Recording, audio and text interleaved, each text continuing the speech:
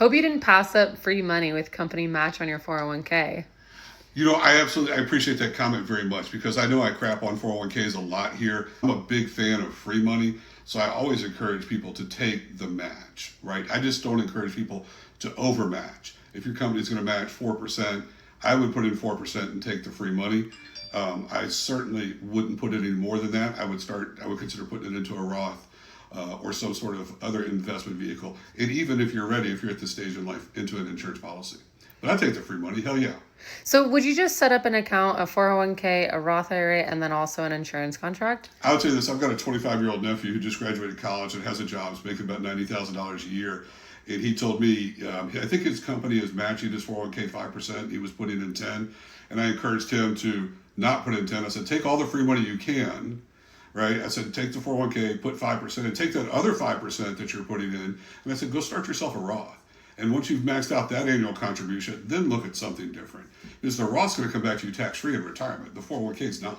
You're going to have to pay taxes on that. So that's what I encouraged him to do. And that's kind of the way I wish I would have done it in the day. And he's not qualified to do an insurance contract just yet. He could. He doesn't have the disposable income to fund one. He's not qualified to do a premium finance deal. He doesn't have a $5 million net worth.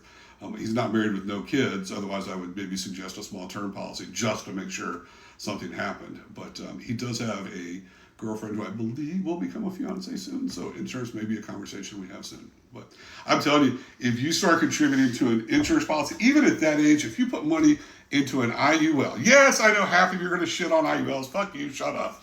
Index universal life policy. The way they are built now is not the way they were built back in the day. You can literally put your money into an IUL, get market-like returns with zero risk. There's a zero floor on this thing. You can't lose your money. You can in your 401k, you can in your brokerage account, but not in your IUL. You might get a zero return, but if it's like 2008 when the market fell 36.8%, you know what the people in the IUL got? Zero.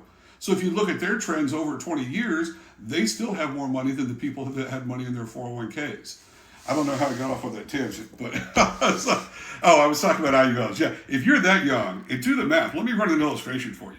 Even if you started putting a little bit of money each month, each year into an index policy, you will be shocked at how much tax-free money you can have when you're ready to retire.